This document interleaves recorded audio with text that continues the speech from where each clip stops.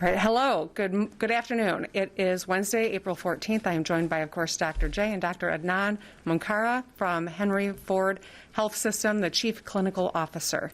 Today we're going to discuss Michigan's ongoing vaccination efforts and talk through additional steps we're taking to surge shots and save lives. Michigan has administered over 5.4 million doses of the safe, effective COVID-19 vaccines to over 3.4 million Michiganders. Over 192 million doses of the safe, effective COVID vaccines have been administered across the country, and we're on our way toward doubling President Biden's goal of 100 million shots in 100 days. 41.9% of Michiganders 16 and up have gotten their first dose, and 27.5% are fully vaccinated, including 61% of seniors. Our vaccine response is a testament to what we can do if we work together. I want to thank the frontline healthcare professionals who are working around the clock to keep our communities safe. Now I'd like to discuss steps we can take to keep each other safe and help our healthcare professionals do their jobs. Right now, we've got some work to do to get our COVID metrics headed in the right direction again. Cases are continuing to rise. Our test positivity rate is hovering around 18%. 24 hospitals are at 90% capacity or higher. We have a tough couple of weeks ahead of us as more infectious B.1.1.7 COVID variant continues spreading.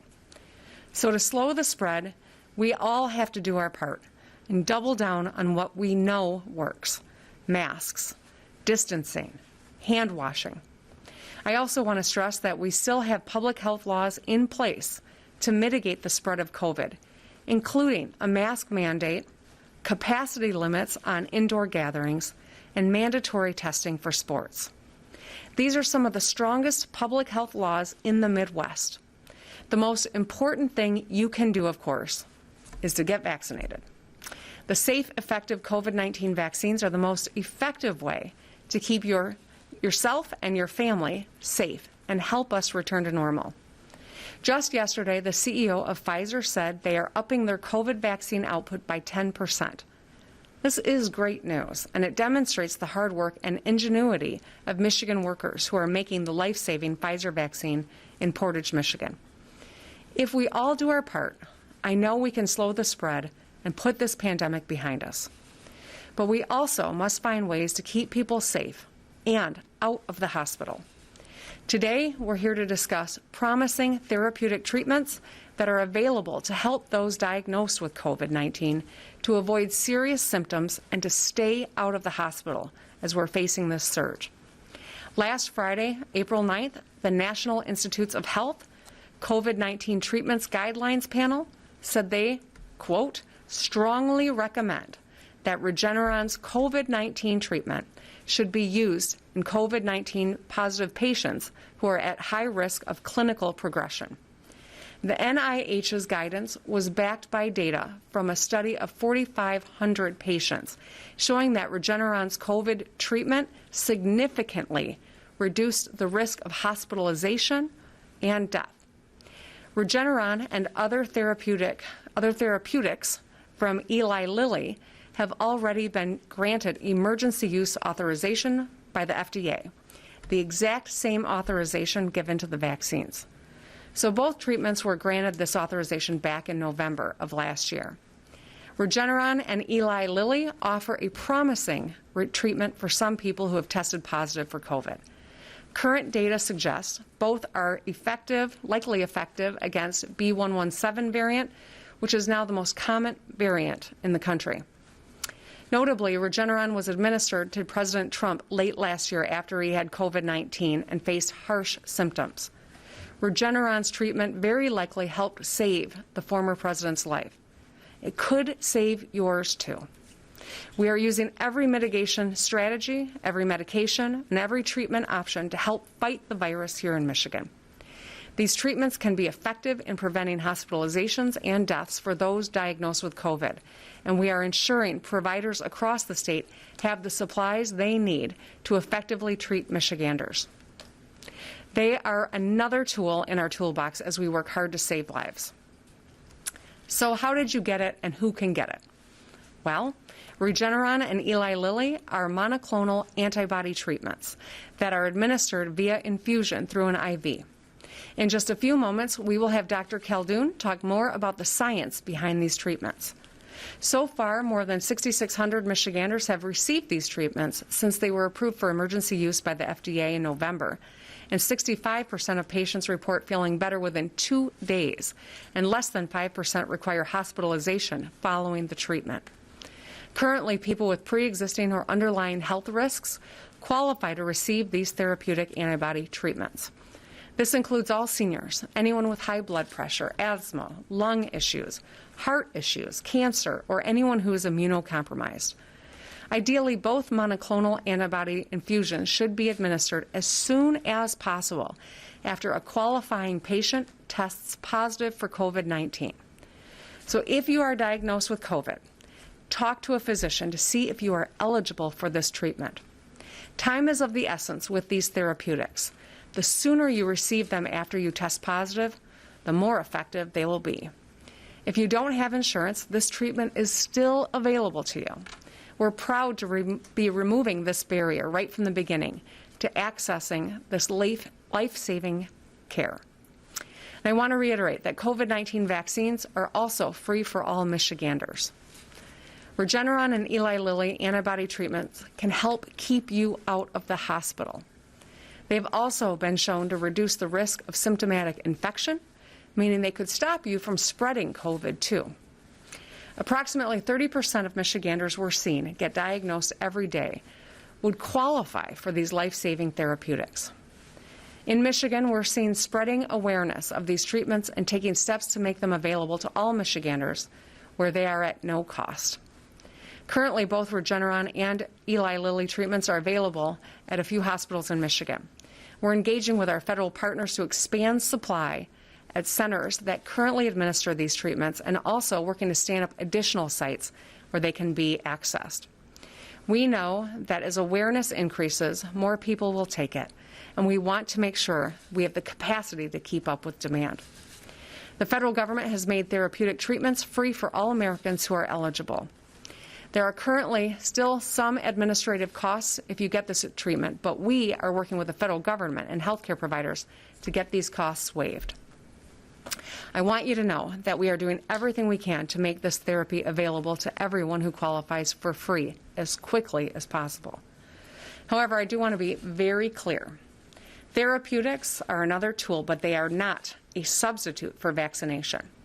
These treatments for folks with underlying health conditions who have COVID can help them avoid hospitalization and stop the spread temporarily.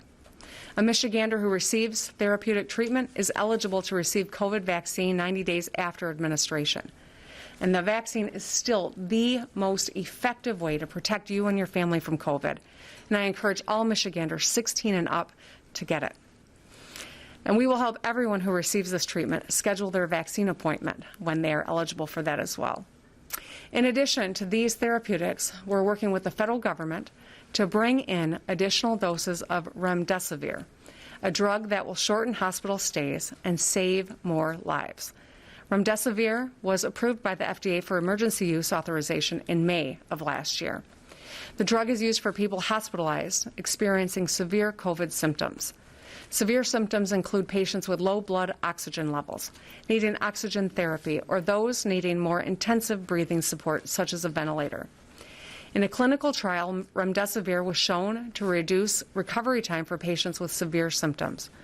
This is yet another tool in the toolbox that we can use to keep people safe and move them safely out of the hospital. As always, we remain laser focused on keeping people safe, rebuilding our economy, and getting back to normal. Now we have found more tools in our toolbox: antibody infusions and drug therapy. If you, a loved one, a neighbor, or a friend is diagnosed with COVID-19 and are eligible because of your age or pre-existing conditions, I encourage you to ask your doctor for therapeutic options as quickly as possible. I also encourage you to go to michigan.gov/COVID therapy to find a site administering the antibody treatments near you. The treatments offered by Regeneron or Eli Lilly could keep you out of the hospital and save your life. And drugs like remdesivir can limit the number of days you stay in the hospital. I'm going to shoot straight with you, as I always have. We're in a tough spot, Michigan. And while we appreciate the support we've received from the federal government, I will not stop fighting for more tests, more vaccines, more ways to keep you and your family safe. Over the past year, Michigan has been one of the most proactive states. We took this seriously from the start and consistently led with science and data. I know how hard this year has been on all of us. I know we're all feeling pandemic fatigue, but we got to remember we're in this together. It's going to take hard work to beat this virus, but Michiganders are used to hard work, and we can beat this virus together. So I'm calling on Michiganders to continue their personal efforts to slow the spread by masking up, social distancing, and washing your hands. And of course, get vaccinated to keep you and your family safe and help us return to normal sooner. Now I'm going to turn it over to Dr. J. Thank you, Governor. So I continue to be incredibly concerned about our state's COVID-19 data. This week, we surpassed the COVID-19 case and hospitalization rates that we saw in the fall.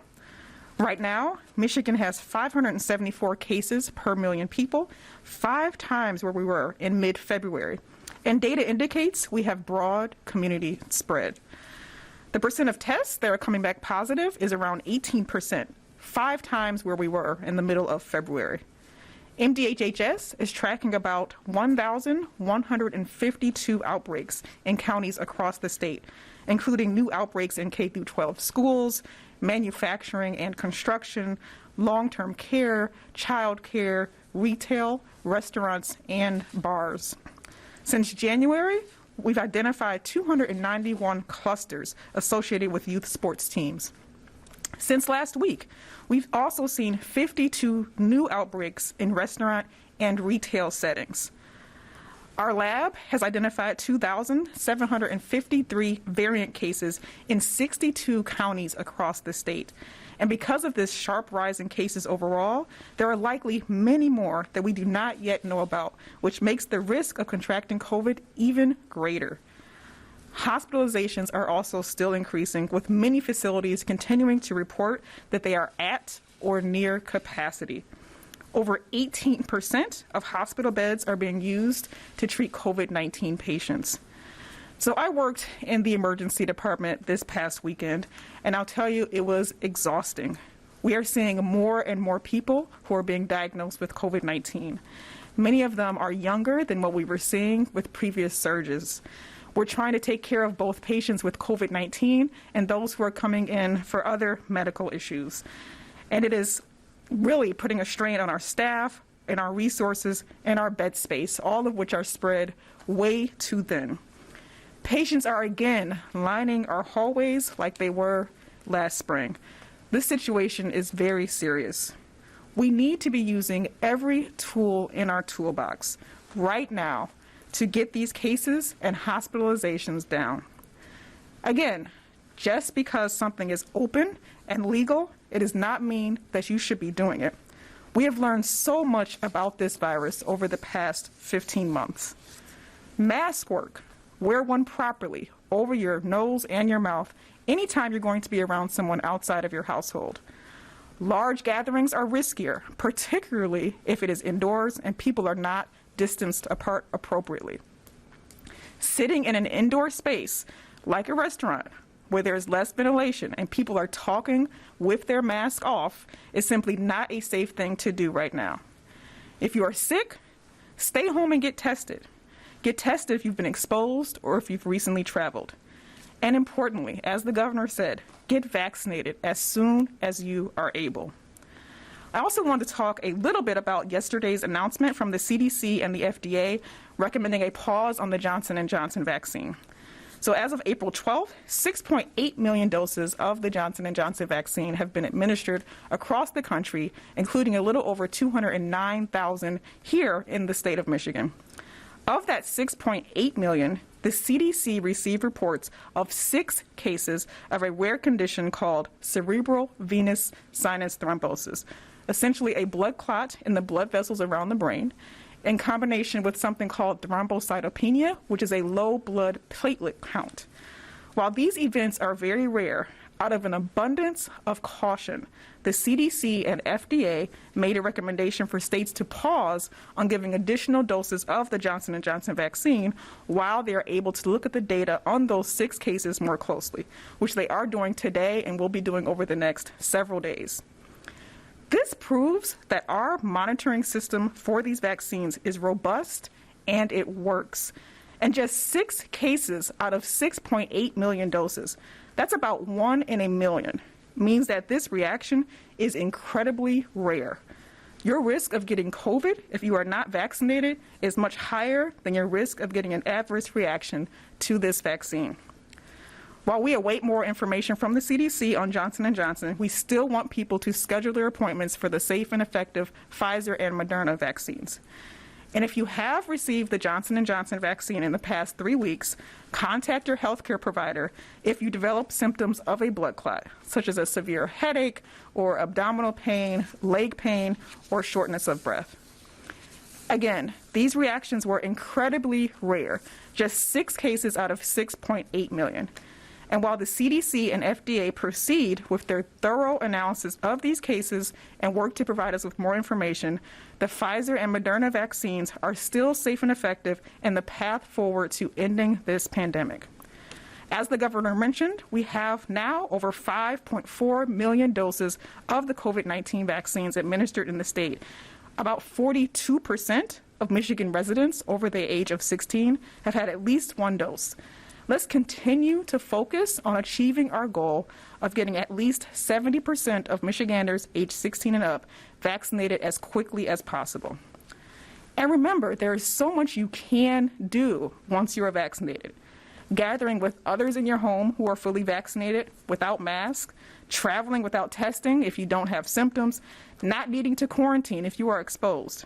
Vaccines give you the freedom and the peace of mind that your risk of COVID is low.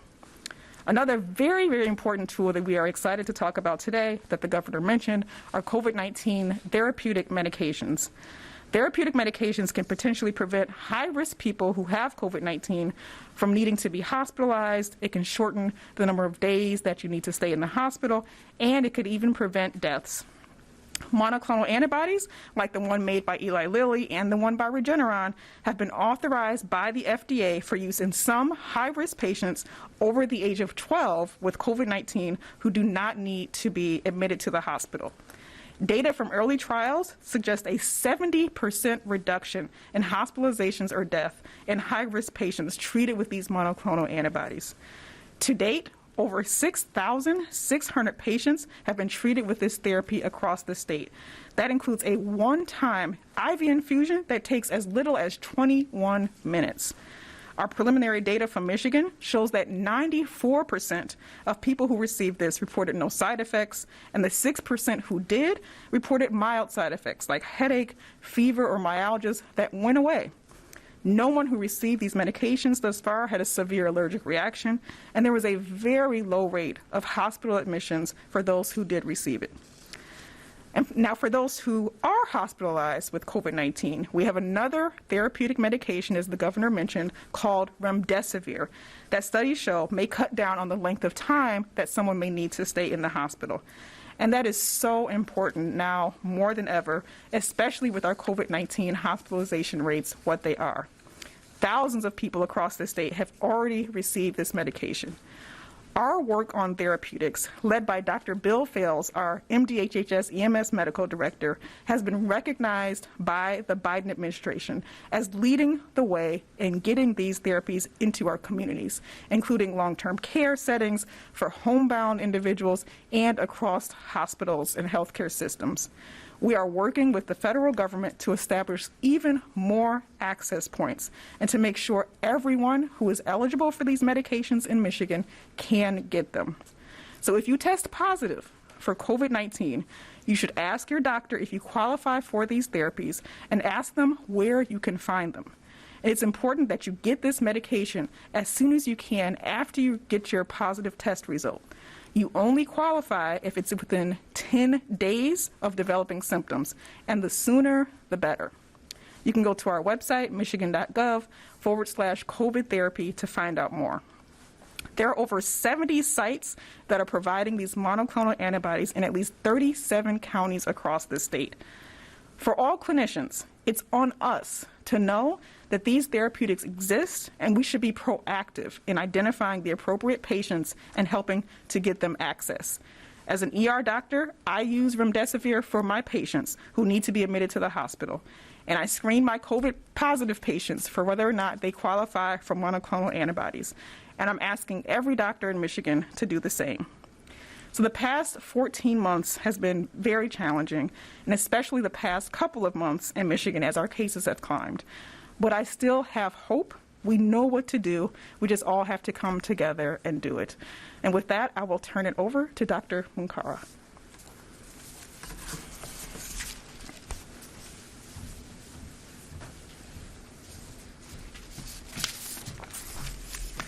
Thank you. Thank you for the opportunity to speak to you today. Over the last 14 months, this pandemic has affected all of us in many ways. The surge we are seeing now is very troublesome.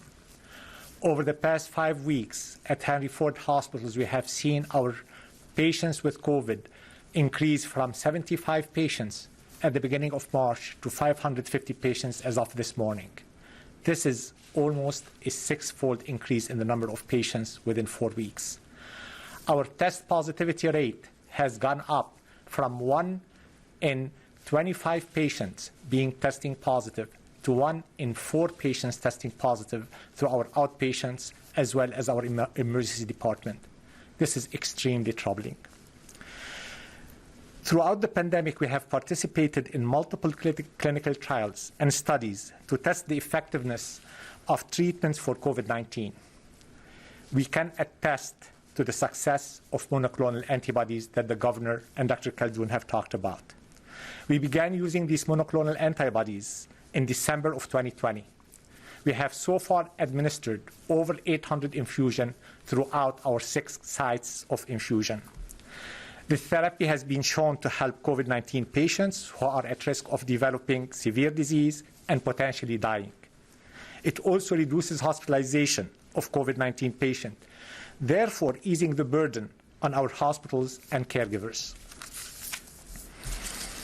We are eager to continue leading this effort and are working closely with our partners in the state and in the federal government to expand the use of monoclonal antibodies, as the governor and Dr. Khaldun had mentioned. We are finalizing details for expansion plans and will be sharing those in the coming couple of days. Even with treatment breakthroughs like this one, we need everyone's help. Families continue to lose their loved ones to COVID-19 and or struggle to cope with loved ones who are getting very sick and hospitalized.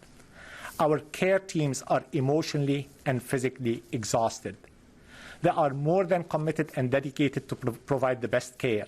However, they are frustrated to see people coming in very sick and die of an infection that we can control. The most important thing that we can do is to get vaccinated. We know that some people are hesitant. Even with the current pause and planned review of the use of Johnson & Johnson vaccine, we have 2 other vaccines, Moderna and Pfizer, both of which are safe and effective. I and all my eligible family members have received the vaccine.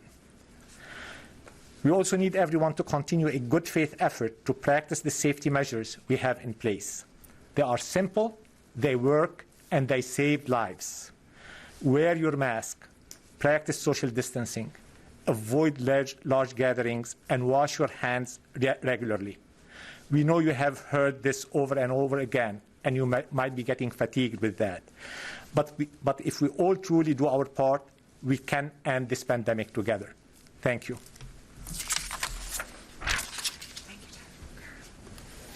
Thank you, Dr. Munkara. Appreciate your joining us today and the work that you're doing every single day in Henry Ford. We really are so grateful. So with that, I know we've got time for a few questions today, and I understand we've got a little technical issues, so I'm going to call on a handful of reporters that are in the queue that my team tells me are ready to ask a few questions. So we'll start with Kyle M. Thank you, Governor. During this pandemic, Michigan residents have been told to stay home, limit their travel, do Zoom Thanksgivings, and limit their activities per your office's request as a way to prevent COVID spread, yet your head of the DHHS traveled to Alabama last week with COVID infection numbers reaching pandemic highs. How do you justify this to residents who may feel that there may be two sets of rules in play here? Well, I think first and foremost, let me say this. I'm not going to get distracted by partisan hit jobs on my team. There have never been travel restrictions in Michigan. There just haven't been. What we have done is to ask people to be smart, to get vaccinated, to mask up. That is the key to traveling with confidence that you're going to be safe and not expose yourself or your loved ones to COVID or your community to COVID. So what directors do on their personal time is their business, so long as they are safe, which is what we're asking everyone in the state to do. Get vaccinated, mask up. If we all want the freedom to do these things that we're longing to do, that is the key to doing it with confidence that we're going to be safe and we're not going to expose anyone else to COVID. So go get your vaccine is my strongest response to everyone who's watching. That's the crucial component to us getting through this moment, and that's exactly what we are promoting within state government and across the state. All right, Dave B. is up next. Hi, Governor. Thank you for taking my question. Earlier, Dr. Calhoun, I believe, said, quote, "We need to be using every tool in our toolbox right now to get these cases and hospitalizations down." If that's the case, why don't you think it's important for yourself or the health department to issue new restrictions or regulations on businesses, gatherings, or restaurants? Well, at this juncture, we know that the tools at our disposal that can most dramatically improve outcomes for people in the state are vaccines, and that's why we're moving so swiftly to get people vaccinated. Over 5.4 million shots in arms. This is no small feat, 1 million in just the last 2 weeks. We are really moving quickly on that, and it's going to be incumbent on all of us to encourage our neighbors, our loved ones, our friends, our coworkers to get vaccinated. This monoclonal antibodies is an incredible treatment that has recently been endorsed by the NIH that we want to deploy in Michigan. It's no substitute for a vaccine. So number one tool we have is vaccine. Number two tool we have is masking. Both of those together are important. But if you get COVID, because we know that we've got a high percentage right now, a monoclonal antibody, if you are someone that qualifies for it, can be a lifesaver, and it can keep you out of the hospital. And that's what we're trying to do, is get our hospital rates down. We know a lot more about our common enemy than we did a year ago. We know that masking up is crucial. We know that social distancing is crucial. We're asking everyone in Michigan to do their part.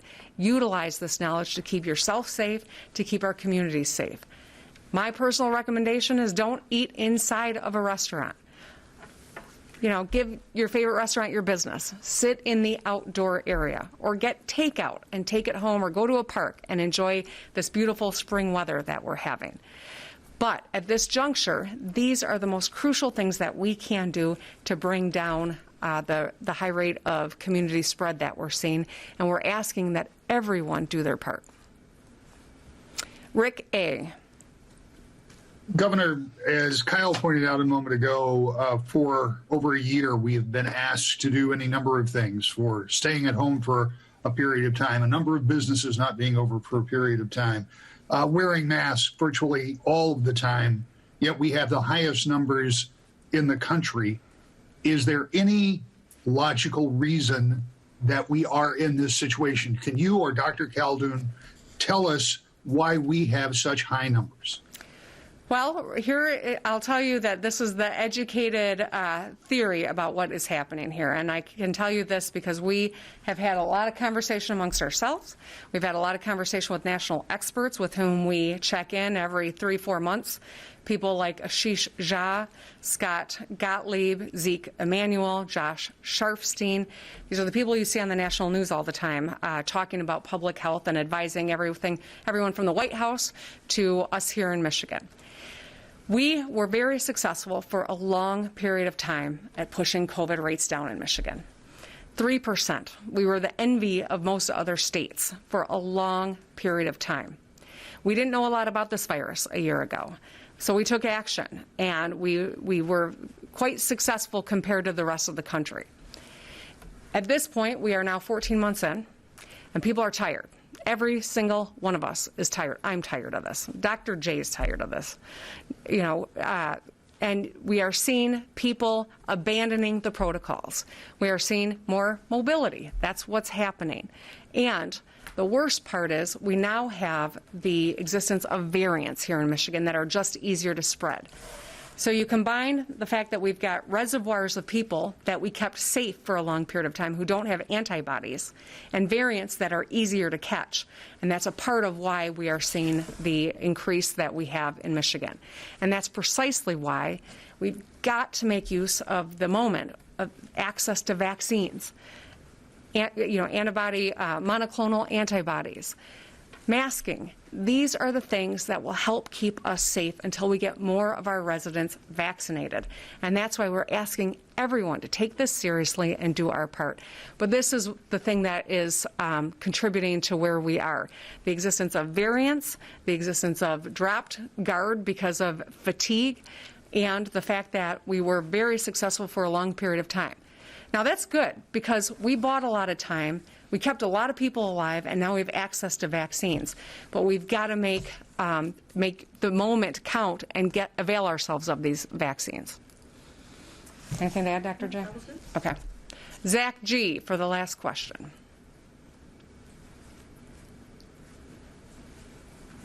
Hi, Governor. Good to see you. Following up on Dave's question, you said many times throughout 2020 that you were in the business of saving lives, that these restrictions on movements worked, that they pushed Michigan's curve down, and Michigan did quite a bit better than other states toward the end of the pandemic. And the death rate is climbing quite quickly right now, maybe not at the same rate as during the second wave, but it's gone from approximately 15 deaths per day to close to 40. And yet, it seems like you're very resistant to bringing back those restrictions. Is it because you think they won't work this time? Well, we're having a lot of conversation about what makes sense to contribute to bringing down the spread. But here's what we know. The national experts with whom we consult have said you don't have a policy problem. Michigan still has some of the strongest protocols in place, capacity restrictions. We've got mask mandate. Other states have dropped all of these things. We still have them in Michigan, and yet we have high positivity. So it's not a question about whether or not the policy is the right policy. It's really more of a testament to the fact that we have combining issues. We have variants that are very present here in Michigan in greater numbers than other states are seeing. We have reservoirs of people who didn't get COVID, thankfully, but are now vulnerable to these variants. And we have exhaustion, the fatigue, where people are dropping their guard. And that's precisely why, instead of mandating that we're closing things down, we are encouraging people to do what we know works. That's the most important thing that we can do. It's not the policy problem. It is a variant and compliance problem. And that's why we really need everyone to continue taking this seriously, to do your part. I know that no parent wants to see their child get COVID-19. I know that none of us wants to see a loved one get sick. And yet, it's on every single one of us to do our part to make sure that doesn't happen. All right. Thank you, everybody.